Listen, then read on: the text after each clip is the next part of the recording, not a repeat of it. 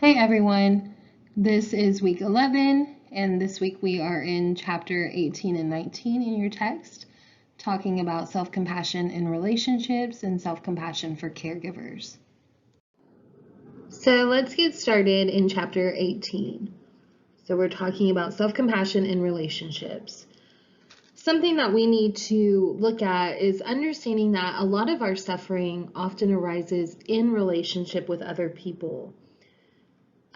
Just by the nature of having different types of interaction and having different type of relationships means that we're going to experience suffering in connection to relationship with others.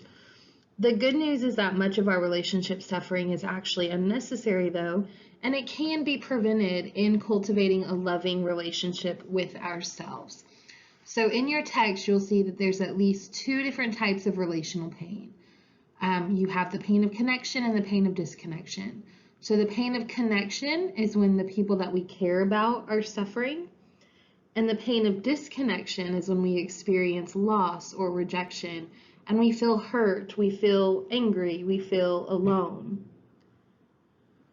We have a really big capacity for emotional resonance, and we've talked about resonance before, but with this, it means that emotions are contagious. So what happens a lot of times within our social interactions and within our relationships is that there can actually be a downward spiral of negative emotions. So when one person in the relationship, is having a bad day or has a negative attitude, then often that can kind of be transferred over to the other person as well. So what happens is that within our relationships, our connection that we have to other people means that there are times that other people are partly responsible for our state of mind, but we also have to recognize that that then means that we are also partly responsible for their state of mind. But the good news is that understanding that that type of emotional contagion gives us more power, then we realize to change the emotional tenor of our relationships.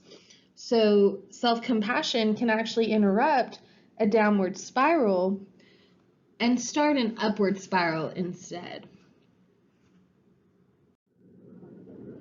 Compassion is actually a positive emotion, and it activates the reward centers of our brain, even though, as we've seen as we've gone through this course, that often compassion arises in the presence of suffering. So a useful way then to change the direction of a negative relationship interaction is to have compassion for the pain that we're feeling in the moment. The positive feelings of compassion that we have for ourselves are also going to be felt by other people, often because our tone changes or our facial expressions change. And what that does is it actually can help to interrupt the negative cycle of emotions that's happening. So because of this, we can see that cultivating self-compassion is then one of the best things that we can do for our relationship interactions as well as for ourselves. Research also shows us that self-compassionate people have happier and more satisfying romantic relationships.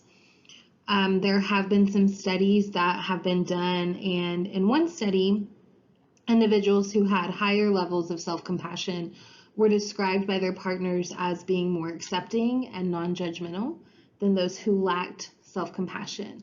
The way that this plays out is that what ends up happening is that rather than trying to change their partners, self-compassionate people tended to respect their opinions and consider their point of view.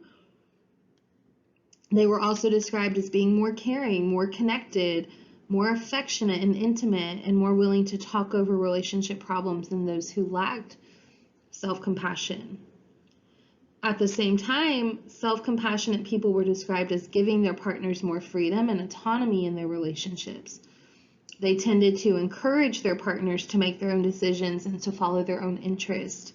But in contrast, people who lacked self-compassion were actually described as being more critical and controlling of their partners, and were described as being more self-centered and more inflexible kind of wanting to control everything, always wanting everything to go their way, and not being as caring and connected and respectful of their partners. So in this, we can even see that being able to show yourself this level of compassion is going to enrich the romantic relationships that you have in your life. So with this information, we can see that if we want to have close and connected relationships in our lives, we have to first feel close and connected to ourselves.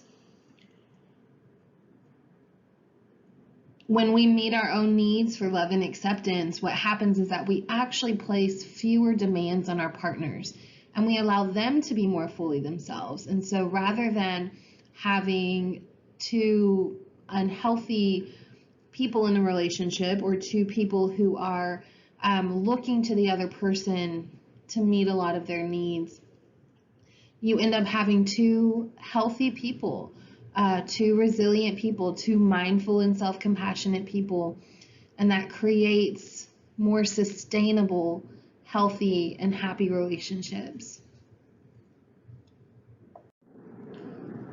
Okay, so let's move into chapter 19 and talk about self-compassion for caregivers. Your text tells us that by the time most people reach midlife, they are caregivers in one form or another. So that might look like being a professional caregiver, so doctors, nurses, teachers, social workers. And that might look like being a caregiver in your personal life. So you're taking care of kids, you're taking care of elderly parents, spouses, friends, so on and so on. When we care for others who are suffering, the process of empathic resonance means that we feel their distress as our own. And remember, in chapter 15, we talked about empathic resonance. So when we witness someone else in pain, the pain centers of our own brains become active. And because that empathic distress can be kind of hard to bear, it's kind of natural that we want to block it out any way we can. But what ends up happening is the constant struggle can be draining and then can lead to caregiver fatigue and burnout. We talk about burnout a lot when it comes to our profession, when it comes to social work, how to mitigate it, how to avoid it, what are signs to look for, what should you do to take care of yourself. But often so much of that burnout is caused because we're not leading from a place of compassion for ourselves. We don't have practices in place, and so we're not taking care of ourselves well. Burnout can look like a couple of different things. You might find that you're distracted, that you feel angry a lot, that you're irritable, you're restless, you're avoidant. You might be having trouble sleeping. You might experience distress. You might start feeling some type of intrusive thought. But it's important to know that feeling that type of fatigue is not a sign of weakness. It is a sign of caring. And what we know is that the more caregivers are capable of empathic resonance, the more vulnerable they might actually be to this type of caregiver fatigue. Because we're humans and we're actually limited in how much suffering we can take on without becoming overwhelmed. So typically there's going to be two main types of advice that we give to prevent caregiver burnout. One is to make sure that you draw clear emotional boundaries between yourself and the people that you take care of. This can be really difficult if you're a professional caregiver, right? Because we know that level of emotional sensitivity, that work relationship, it's important and it's necessary to do ethical, competent work. And if you're caring for a family member, then drawing some clear lines might actually damage the relationship a little bit. The other level of advice that we give, or the other type of advice that we get, is to engage in self-care activities. When we talk about that, it's typically behaviors like exercising, eating well, spending time with friends, going on vacation. But while self-care is really important, there's a big limitation to self-care strategies as a way to deal with caregiving burnout.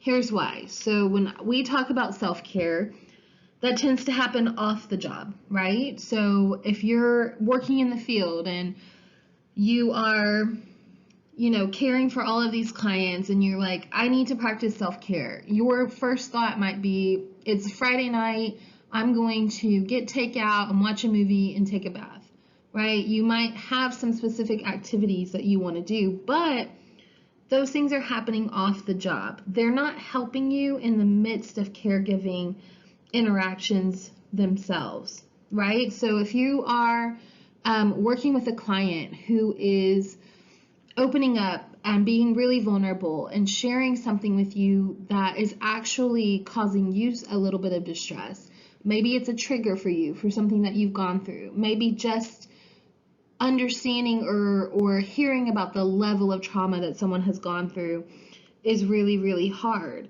But you can't tell them to stop, right? You can't say, oh, I can't do this right now. I need to go do some yoga, right? You can't do that in the middle of your professional work with a person. So we have to look at what role does compassion have here then? Because if self-care is a limited antidote to caregiver burnout, because it doesn't help us while we're giving care, then what are those things that we can implement that can help prevent that burnout? Many people feel that it's the compassion that drains caregivers. You've all probably heard the term compassion fatigue. But some researchers actually argue that compassion fatigue is really empathy fatigue. So we have to talk about then what's the difference between empathy and compassion. So empathy is an accurate understanding of your client's world as seen from the inside. So it's to sense the client's private world as if it were your own. But if we just resonate with the suffering of others without having the emotional resources to hold it, we become exhausted, right? So compassion entails a sense of tenderness and care that embraces the suffering of others rather than struggling with it. So while empathy says, I feel you, compassion says, I hold you. Compassion is a positive, energizing emotion. Your book gives an interesting study where it basically trained people for several days to experience empathy or compassion and then showed them a short film depicting others' suffering. And the films activated distinctly different brain networks, and only compassion training activated networks associated with positive emotions. So it is crucial that we give ourselves compassion when we are experiencing empathic pain, as well as giving compassion to those we care for. This whole idea is why I even wanted to make sure that we were doing this class in the first place, because it is so easy to get very caught up in the emotional needs of the people that we are working with in our career, and to not be leading with compassion for ourselves and getting to these places of burnout.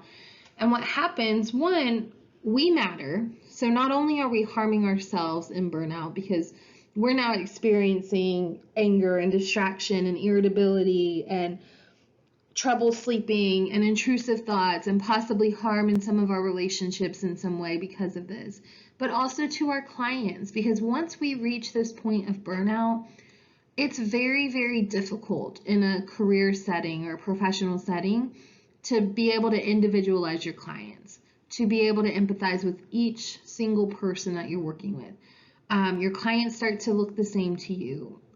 You start to feel like and notice that you have less empathy towards what they're telling you. You have less drive to advocate in a good, healthy, helpful way to them. And so not only are we suffering, but now we're no longer doing competent practice. And that matters. So we have to make sure that we're giving ourselves compassion so that we can give compassion to the people that we're working with in our careers. We cannot only be concerned with the needs of the clients that we're going to have. And it's really easy to get very self-critical of ourselves and feel like we're not doing enough. But if you are not meeting your own emotional needs, you are not going to have anything to give to your clients. Also, when you calm and soothe your own mind, the person you're caring for is going to feel calmed and soothed through their own empathic or empathetic resonance. So when we cultivate peace within, we help all of the people that we're in contact with become more peaceful as well. And so this is why it is so important. We want to do ethical, competent work.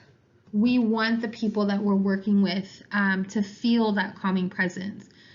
If we want to see that type of success and we don't want to burn out and we want to make sure everything that we're doing is always ethical, then we have got to lead with self-compassion at all times. Okay, so this week for your discussion post, you will be talking about the fulfilling our emotional needs exercise, the compassionate friend meditation, the reducing stress for caregivers exercise, and compassion with equanimity informal practice. As always, if you ever have any questions, please let me know. Don't forget that your project is now due soon. You only have a couple of weeks left, so please, please, please, if there's something that you're not understanding, reach out so that I can help you. So this is it for this week and for these specific chapters, so I will talk to you guys later.